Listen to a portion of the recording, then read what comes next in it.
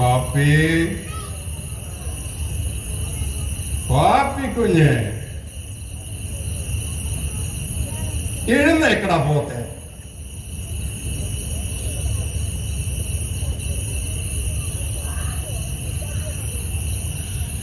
ആരോ വിളിച്ചല്ലോ, ആരോ വിളിച്ചു. ആരാ വിളിച്ചേ? ആരാ വിളിച്ചേ? ആരോ മിണ്ടുന്നുണ്ട്. അതിനിപ്പോ നീണ്ടാൻ ഇവിടെ ആരാ ഉള്ളേ? കാഴ്ചക്കാരും കൂട്ടിയിട്ടുള്ളവരൊക്കെ അങ്ങ് പോയി. ഇനി കാലത്തെ വരത്തുള്ളൂ. പിന്നെ വിളിക്കുക 4 ദിവസമായി വെടിഞ്ഞിരുന്ന് പെട്ടിക്കകത്ത് കിടക്കുന്ന മത്തായിക്കനും പിന്നെ ഞാനും ആവണേ. പിന്നെ ആരാ വിളിക്കുക? ഓങ്ങിയതായിരിക്കും.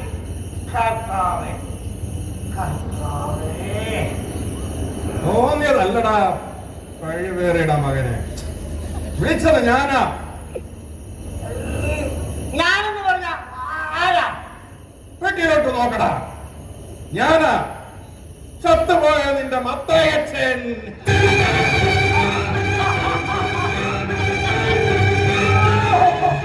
എന്റെ പിതാവേ, ഞാൻ എന്തുവായി കാണുന്നേ?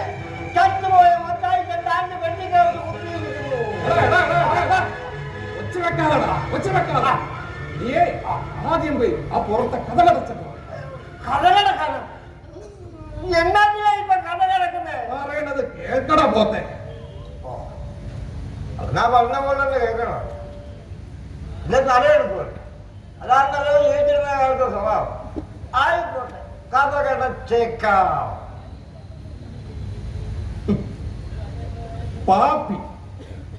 പാപ്പി കുഞ്ഞ് കൊച്ചിലെ മുതൽ എന്റെ കൂടെ കൂടിയതാണ്.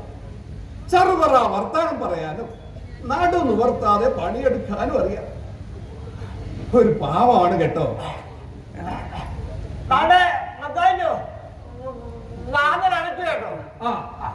എന്നാ നീ ഇനി ഒരു കാര്യം ചെയ്യും, എന്നെ ഒന്ന് സഹായിക്കും. എന്റെ കയ്യിലോട്ടൊന്ന് പിടിച്ചേ. ഞാൻ ഈ പെട്ടിയൊന്ന് പുറത്തേക്ക്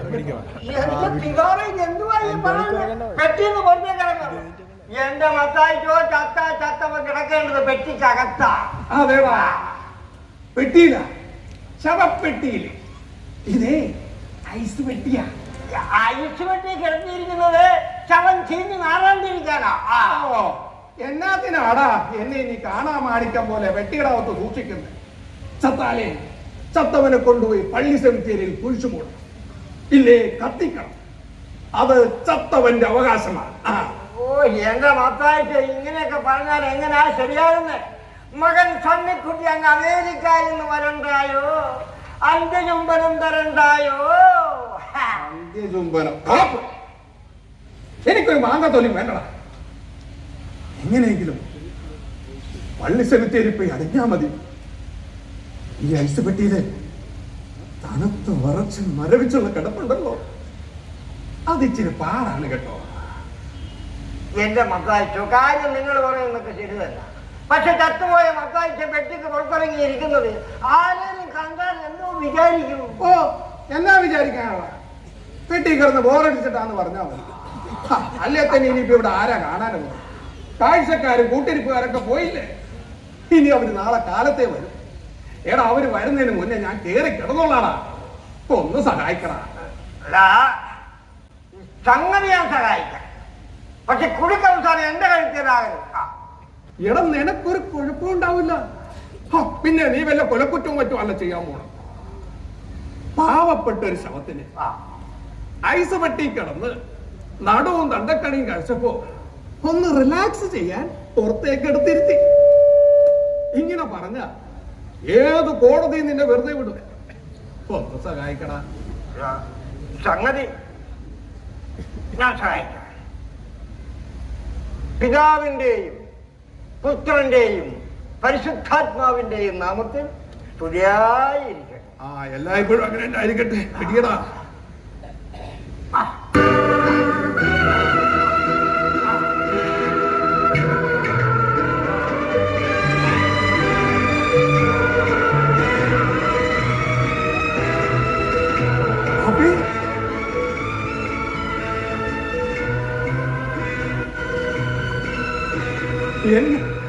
എന്റെ പിതാവേ, എന്നാ ചെയ്യല നമ്മുടെ ഭൂമിയും ആകാശവും. എടാ അപ്പിയെ, എന്താണ് ഈ വയറിങ്ങനെ വീർത്തിരിക്കുന്നത്?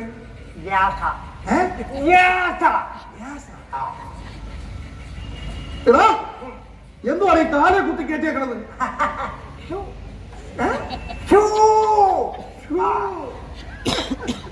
എന്റെ കർത്താവേ, ജീവിച്ചിരിക്കുമ്പോ ഒരു നല്ല വള്ളിച്ചെരുപ്പ് പോലും ഉമ്മാര് വാങ്ങിച്ചു തന്നിട്ടില്ല. ഇപ്പൊ ഇതെന്നാത്തിന്റെ കുറവാ. കാലേലി ഷൂ, കയ്യേലി ഗ്ലൗസ്, തലേലി കിരീടം. അത് പോട്ടെ. എടാ വാപ്പിയേ, ഈ ഐസ് പെട്ടി കിടന്നപ്പോഴാണ് എനിക്കൊരു കാര്യം മനസ്സിലായത്. എന്തോ കാര്യം? എടാ, ഈ ആകാശത്തിന്റെ അങ്ങോട്ട് അപ്പുറത്തെങ്ങാണ്ടുമാണ് സ്വർഗമൊന്നും ഭൂമി കടിയിലെങ്ങാണ്ടുമാണ് നരകമെന്നും പറയുന്നതേ വെറും പുളുവാടാ. ഇവ രണ്ടും ഇവിടെ തന്നെയാടാ. അല്ല, അത് ഇയാൾക്കെങ്ങനെ മനസ്സിലായി? അതോ, മക്കൾക്ക് രണ്ടാൾക്കും വേണ്ടാണ്ട് 6 ദിവസം ആശുപത്രി നരകിച്ച് കിടന്നപ്പോ അതിന് ശേഷം 4 ദിവസം ആണ്ടേ ഈ ഐസ് പെട്ടി കിടന്ന് തണുത്ത് വിറച്ചപ്പോൾ നരകം ഞാൻ കണ്ടണം. ഈ സ്വർഗപ്പഴകണ്ടേ വേണ്ടേ? ഈ ഐസ് പെട്ടിയിൽ നിന്ന് പുറത്തിറങ്ങി ആദ്യം നിന്റെ മുഖം കണ്ടപ്പോ, ആ ചെടിയും പൂക്കളും കണ്ടപ്പോ, നമ്മുടെ തൊഴുത്തിലെ കറമ്പി പശുവിന്റെ കരച്ചില് കേട്ടപ്പോ സ്വർഗവും ഞാൻ കണ്ടടാ. സ്വർഗവും ഞാൻ കണ്ട്. ഒരു സംശയം ചോദിച്ചാട്ടെ. എന്തുവാടാ? അല്ല, സത്യം പറഞ്ഞ പ്രത്യേകിച്ചപ്പോ പ്രേമല്ലോ. അതിപ്പോ എന്നാ പറ്റിയടാ? അല്ല, ഈ പ്രേമങ്ങളെ വിശ്വസിക്കാൻ കൊള്ളാം. എടാ ബാപ്പിയെ, ഈ ഭൂമുഖത്ത് സ്നേഹിക്കാനും വിശ്വസിക്കാനും വളരാത്ത ഏക ജീവി മനുഷ്യനാ. വേറെ ഏത് ജീവിയെയും സ്നേഹിക്കാം, വിശ്വസിക്കാം. അപ്പൊ പ്രേമങ്ങളെ വിശ്വസിക്കാതില്ല. എന്നിട്ട് സിനിമയിലെ നാടകത്തിലും കഥയിലും ഒക്കെ പറയുന്നത് പ്രേമങ്ങൾ അടുത്തുകൂടി മനുഷ്യന്റെ ചോര കുടിക്കുന്നാണല്ലോ. ഈ കഥ എഴുത്തൊന്ന് പറഞ്ഞാൽ തന്നെ നുണയാ. ഞങ്ങള് പ്രേതങ്ങളുണ്ടല്ലോ, പഞ്ചപാവങ്ങളാണ് കേട്ടോ. എന്നെ തന്നെ ഒന്ന് നോക്കിയേ. ഒന്ന് എഴുന്നേറ്റിരിക്കണമെങ്കിൽ പരസഹായം വേണം.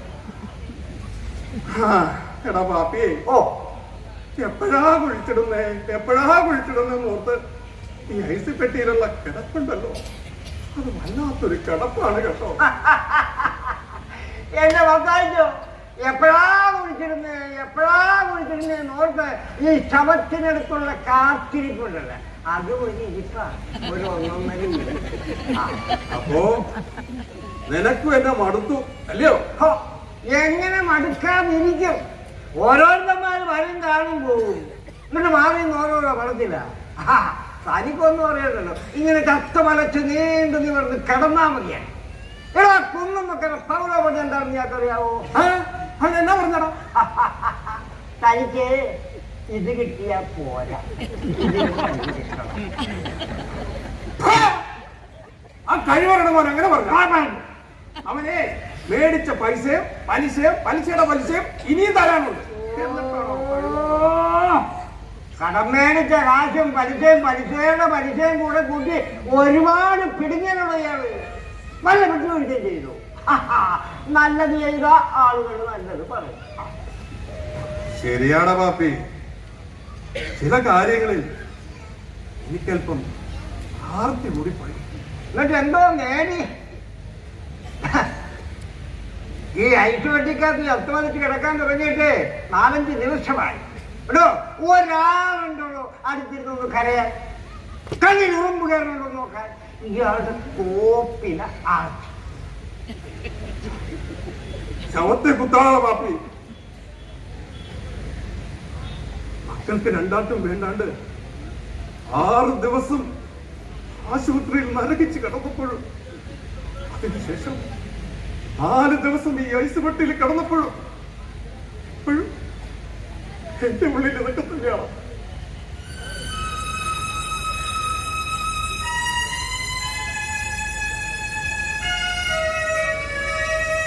നാണ്ട് കിടക്കുന്ന കോപ്പ് അയാൾക്ക് ഫീലിങ്സായി.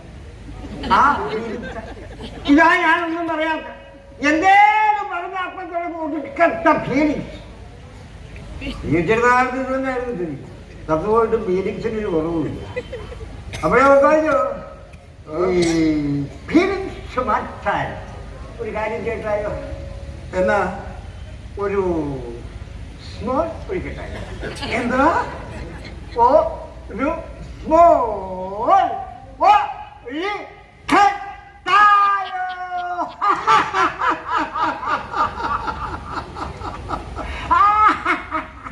എന്റെ കർത്താവേ, ഇവൻ എന്നാ ചോദ്യമായി ചോദിക്കുന്നത്? ചത്തവരോട് ജീവിച്ചിരിക്കുന്നവർ ചോദിക്കുന്ന ചോദ്യം കേട്ടില്ലേ? ഒരു സ്മോൾ ഒഴിക്കട്ടായോ എന്ന്. വെറുതെ ഇടതിരിഞ്ഞ വർത്തമാനം പറയുന്നത് കേട്ടോ.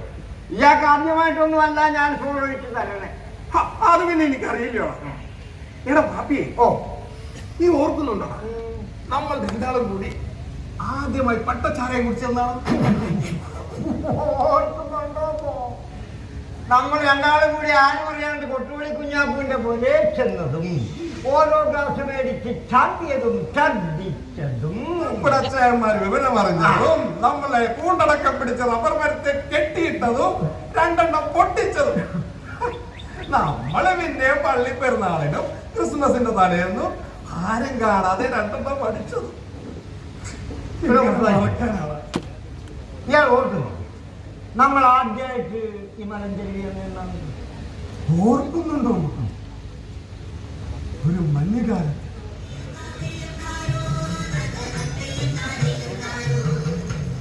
എനിക്കന്ന് 10 വയസ്സാണ്. എനിക്ക് 8ഉം 10ഉം തിരിയാത്ത നമ്മൾ രണ്ടാളും കൈക്ക് കയ്യും പിടിച്ച് മലമുകളിലോട്ടോടി. നമ്മുടെ പുറകെ നമ്മുടെ അച്ചായന്മാരും അമ്മച്ചിമാരും അവരുടെ തലയിലും മടിയിലും കയ്യിലും വെട്ടുകത്തിയും കൂർത്താടിയും തീറ്റ സാധനങ്ങളും ആച്ചറമ്പി കൂടാരം കെട്ടിയത് ഇയാളോ? ഓർക്കുന്നുണ്ടടാ, ഓർക്കുന്നുണ്ട്. കട്ടിച്ചാക്കൊണ്ട് മറച്ച കൂടാരത്തിനുള്ളിൽ നമ്മളെല്ലാവരും വട്ടം പുളഞ്ഞിരുന്ന് കപ്പയും ഓത്തരച്ചി നിന്നതും കൂടാരത്തിന് വെളിയിൽ മാനം നോക്കി നക്ഷത്രങ്ങൾ നോക്കി നമ്മൾ രണ്ടാളും കെട്ടിപ്പിടിച്ച് കിടന്നുറങ്ങിയത് ഇപ്പോഴും കണ്ണിലിങ്ങനെ മിന്നുന്നടാ പാപ്പി. നമുക്ക് ഈ പറച്ചിലൊക്കെ നിർത്താം. ഇല്ലേ പറഞ്ഞ് ചത്തുപോയ താനും ചാകാത്ത ഞാനും കാര്യം. അതെന്തുവാണ് നീ അങ്ങനെ പറഞ്ഞു? താൻ ഓർക്കുന്നു പോരാതെ പെയ്ത തീമഴക്കാലം മലയിടിഞ്ഞു വീരം.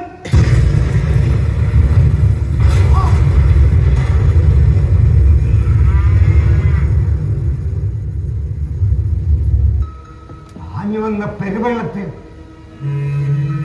എന്റെ അച്ചാരം പെട്ടതും നമ്മളും അമ്മച്ചിമാരും ഹാറ്റടച്ച് കരഞ്ഞതും കുത്തൊഴുക്കിലേക്ക് തന്റെ ചായം എടുത്ത് ചാടിയിട്ട് എന്റെ ചായന്റെ കൈവിരൽ തുമ്പുകൾ എപ്പോഴും എന്റെ ചങ്കിലും കരളിൽ വീണ് പിടക്കുന്നു തയ്ച്ചോ പിടക്കും.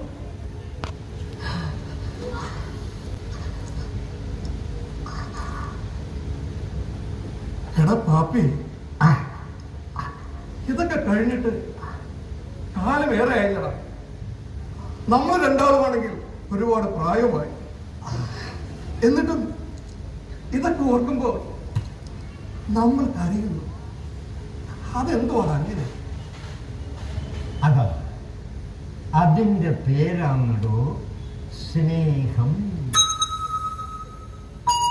സ്നേഹം, സ്നേഹം.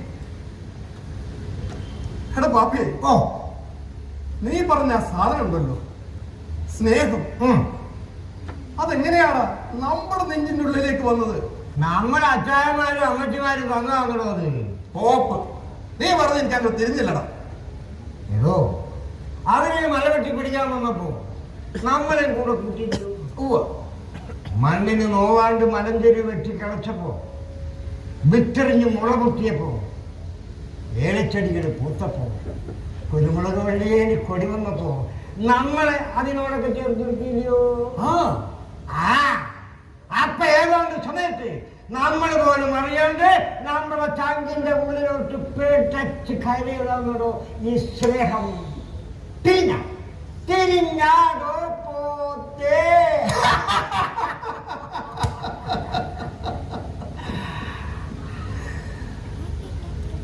എടാ പാപ്പി, ഭാഗ്യത്തിന് നിനക്ക് മക്കളുണ്ടായില്ല. എന്റെ ഭാഗ്യക്കെടുന്ന് എനിക്കുണ്ടായ മക്കളുടെ ഉള്ളിൽ നീ പറഞ്ഞ ആ സാധനം ഉണ്ടല്ലോ, സ്നേഹം, അതൊട്ട് മുളച്ചതുണ്ട്. അതെന്തുവാണ് അങ്ങനെ? അതാ അറിയാണ്ട് പറ്റപ്പെട്ടു. എന്റെ കുഴപ്പം ഞാൻ എന്നാ കുറ്റം ചെയ്താ നീ പറയുന്നത്? താനെന്തോ കുറ്റം ചെയ്യുന്നു. ഇയാളുടെ മക്കളെ മണ്ണി തൊടിയിച്ചില്ല, മരത്തെ തൊടിയിച്ചില്ല. മനുഷ്യന്റെ കണ്ണീരിന്റെ ഉപ്പും വേർപ്പിന്റെ മണം എന്താണെന്ന് ഇയാളുടെ മക്കളെ പഠിപ്പിച്ചില്ല. ഇയാളെന്തോ ചെയ്തു? മക്കളെ മാനി തോറ്റുവിട്ടു.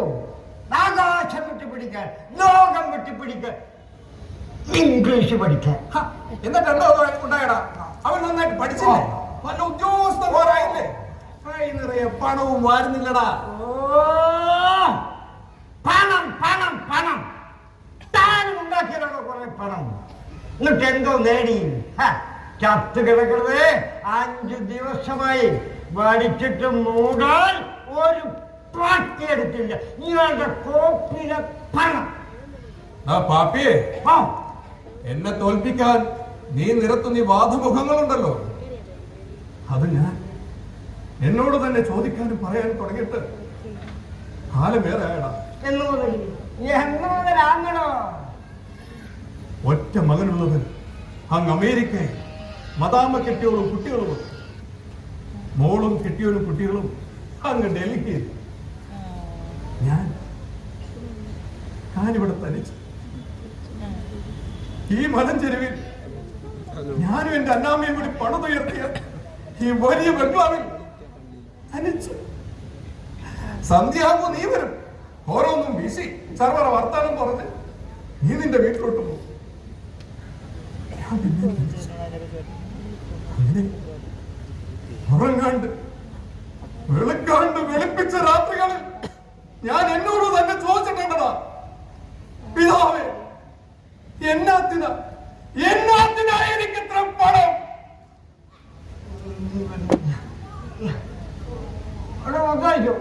ഇതൊക്കെ ഓർത്താണോ സൂക്കേടുകാരനായ? ആയിരിക്കാം, പക്ഷേ അടിപ്പെട്ടു പോയത് ഇതൊന്നും കൊണ്ടല്ലടാ. അതെന്നാ പറ്റിയോ? പെട്ടെന്ന് അടിപ്പെട്ട് വീഴാൻ. അതോ എടാ പാപ്പിയെ, നീ ഓർക്കുന്നു കഴിഞ്ഞ ആഴ്ചയിൽ ദാണ്ടേ ആ കോലായിൽ ഇരുന്നുകൊണ്ട് നീ ഞാനും വർത്താനം പറഞ്ഞ ആ രാത്രി? കഴിഞ്ഞ ക്രിസ്മസിന് നമ്മൾ രണ്ടാളും മാത്രമേ ഉണ്ടായിരുന്നു. അടുത്ത ക്രിസ്മസിന് അമേരിക്കയിൽ നിന്ന് സണ്ണിക്കുട്ടിയെ കുട്ടികളെ, ഡൽഹിയിൽ നിന്ന് മോളിക്കുട്ടിയെ കെട്ടിയനെ കുട്ടികളെ നിർബന്ധിച്ച് കൊണ്ടുവരണമെന്ന് പറഞ്ഞ് ദാണ്ടെ നോക്കി ആ കാണുന്ന പേരമരത്തിൽ വലിയൊരു നക്ഷത്രം തൂക്കി ക്രിസ്മസ് അടിച്ചു പൊളിക്കണമെന്ന് പറഞ്ഞ രാത്രി. അതേപോലെ നീ രണ്ടെണ്ണം വീശി വീട്ടിലേക്ക് പോയി. ഞാൻ ഉറങ്ങാൻ എന്റെ ബെഡ്റൂമിൽ. അപ്പോൾ എനിക്കൊരു ഫോൺ കോൾ.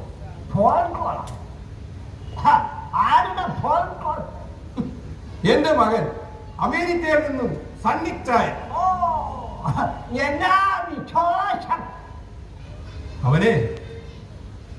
അവന് ഞാൻ ഓഹരിയായി കൊടുത്ത 10 ഏക്കർ റബ്ബർ തോട്ടം ഏതോ അമേരിക്കൻ സാഹിബിന് പെട്ട വിലക്ക് വിറ്റുവന്ന്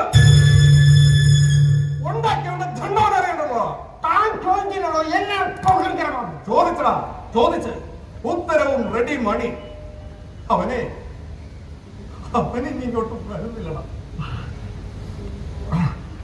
അങ്ങോട്ട് ഇയാളെ മോളെ വിരോധിച്ചിരുന്നു. അവളെന്നാ പറഞ്ഞു? എടാ, അവളോട് ഞാൻ ചോദിച്ചു, പക്ഷെ അവളും പറഞ്ഞു അവൾക്ക് ഞാൻ ഓഹരിയായി കൊടുത്ത ഈ വീടും പുരയിടവും അവളും വിൽക്കാൻ തീരുമാനിച്ചു.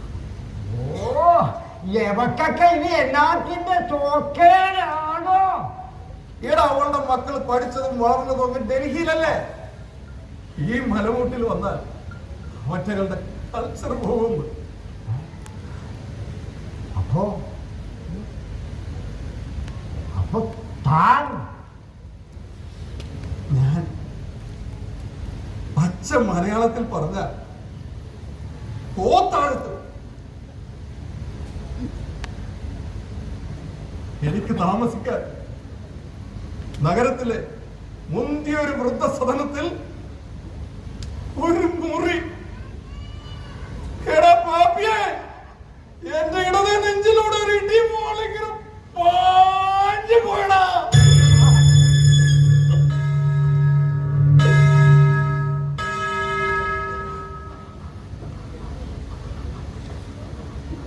ബോധം വീണപ്പോ ഏതോ ആശുപത്രി, മയ്യന് പോലെ നഴ്സുമാർ, ഒരു മിന്നായം പോലെ നീ. പറയടാ പാപ്പി, ഞാൻ എങ്ങനെയാണോ മരിച്ചത്? ഞാനത് പറയുന്നാണോ? പറഞ്ഞോടാ, ഇനി ഞാൻ മരിക്കാനൊന്നും പോകുന്നില്ലല്ലോ. വിവരമറിയിച്ചതിന്റെ 3-ാം ദിവസം തന്റെ മോളെ ഡൽഹിയിൽ നിങ്ങോട്ട് കെട്ടിയെടുത്തു. പരിശോധിച്ച ഡോക്ടർമാർ അപ്പോൾ തന്നെ വിധി പറഞ്ഞിടൂ, താനിനി എഴുന്നേറ്റാണെന്ന് പോകുന്നു. പിന്നെ ഒരുപാട് കാശ് ചെലവാക്കിയ ചിലപ്പോൾ ജീവൻ രക്ഷപ്പെടുത്താൻ കഴിഞ്ഞേക്കും. പിന്നെ അങ്ങ് അമേരിക്കയിൽ കൊണ്ടുപോയാൽ താൻ നടക്കും. എടാ, എന്നിട്ട് എന്റെ അമേരിക്കയിലുള്ള സണ്ണിക്കുട്ടിയെ നീ വിവരം അറിയിച്ചോളൂ. അവൻ എന്നാ പറഞ്ഞടാ?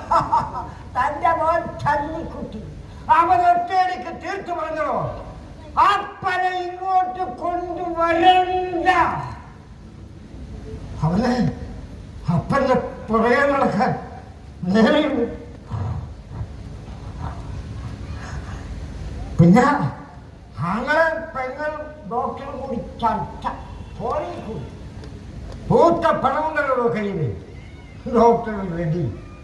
ഒടുക്കം എല്ലാവരും കൂടി തീരുമാനിച്ചു മുത്തായിച്ചു, തന്റെ മരുന്ന് നിർത്താം. അങ്ങനെ എല്ലാവരും കൂടി കൊന്നു. ദയാവധം.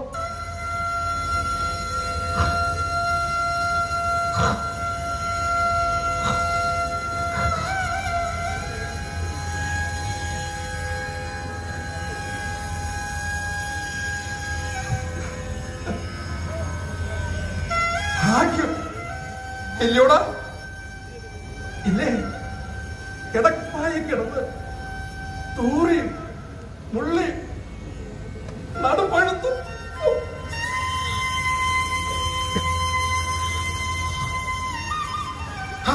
എടാ പാപ്പി, എടാ ഞാൻ മരിക്കാൻ നേരം നീ എന്റെ അടുത്തുണ്ടായിരുന്നോടാ? ഉണ്ടായി. എന്റെ ജീവൻ പൊടുന്നത് കണ്ടോടാ പാപ്പി? എന്റെ ജീവൻ പൊടുന്ന ചുണ്ടിൽ ജീവൻ കത്തിച്ചാൽ ഇട്ടിച്ചുണ്ടാ പാപ്പി.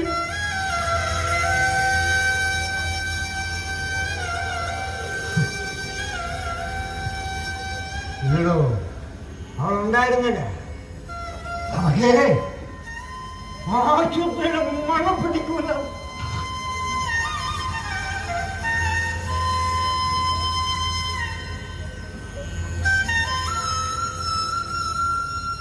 പിതാവേ, ജീവന്റെ അന്ത്യജലം കിട്ടാതെയാണോ ഞാൻ മരിച്ചേ?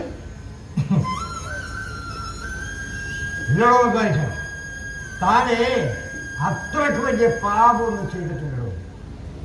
തന്റെ ചുണ്ടിൽ ജീവന്റെ അന്ത്യജലം ഞാൻ ഈ പാപ്പി ഇട്ടിച്ചടോ. ഈ പാപ്പി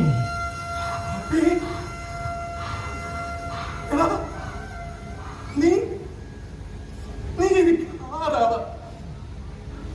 അപ്പനോ മകനോ അതോ ദൈവമോ?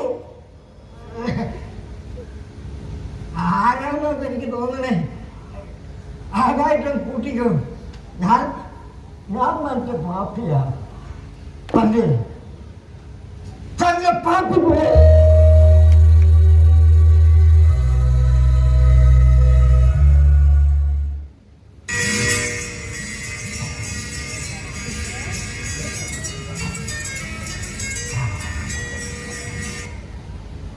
ഹലോ, പറഞ്ഞോ. മനസ്സിലായി പറഞ്ഞോ. ഞാൻ ഭാവിയാ പറഞ്ഞു. പണിയൊക്കെ ചെന്ന് പറഞ്ഞു. എന്തോ അതൊക്കെ ഏർപ്പാടാക്കിയിട്ടുണ്ട്. അത് വേണം, അതൊക്കെ ഏർപ്പാടാക്കിയിട്ടുണ്ട്. പറയുന്ന പോലൊക്കെ തന്നെ ചെയ്തേക്കാം.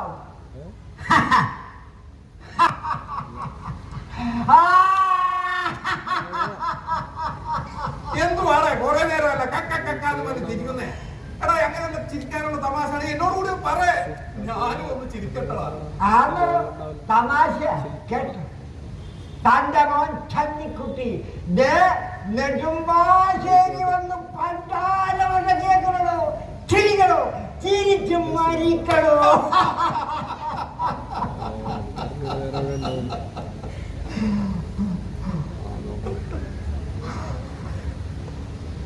നാളെ കാലത്തെ അവരെ ഇങ്ങോട്ട് കെട്ടിയെടുക്കും.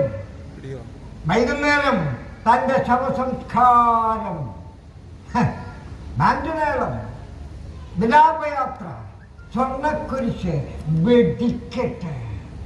ശവസംസ്കാരമല്ല മത്തായിച്ചോ, അമേരിക്കക്കാരൻ മുതലാളി നടത്തുന്ന മലയാറ്റൂർ പള്ളിയിലെ പെരുന്നാൾ പൂരം കേളിക്കിടക്കണം. പിന്നെ കാലത്തെ ബൂട്ടീഷുണ്ട്, തന്റെ മുഖം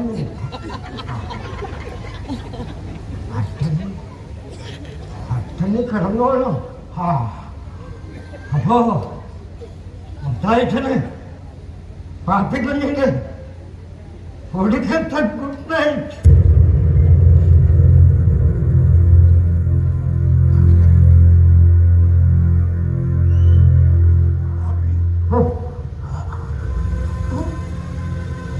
നമ്മൾ തമ്മിൽ പിരിയുന്നു എന്റെയോടാ. ബാൻഡ് മേളവും വിലാപയാത്രയും ശവസംസ്കാരവും കഴിഞ്ഞു ബന്ധുക്കളും മക്കളൊന്ന് പോകും. എന്റെ ശവക്കല്ലറയിൽ ഞാൻ തനിച്ച. കുറെ കാലം കഴിയുമ്പോ ആ ശവക്കല്ലറ കാട് പിടിക്കും. അപ്പൊ നീ ഇടയ്ക്കൊക്കെ അവിടെ വരെ ഒന്ന് വരണം. ആ കാടൊക്കെ ഒന്ന് ക്ലീൻ ചെയ്ത് വൃത്തിയാക്കണം. അപ്പോഴും ആ കല്ലറയ്ക്കുള്ളിൽ ശംഖും പഴുത്ത് ഞാൻ കിടപ്പുണ്ടാവും. എന്റെ ശങ്കിലെ പഴുപ്പൊന്ന് മാറ്റാൻ, ആവിയൊന്ന് അകറ്റാൻ, ഒന്ന് തണുപ്പിക്കാൻ നീ ഒരു കാര്യം ചെയ്യണം.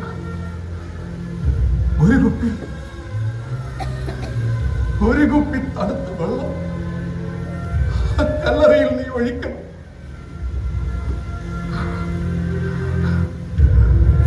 അപ്പോ പാപ്പിക്കുഞ്ഞിനെ ഈ മത്തായിച്ചന്റെ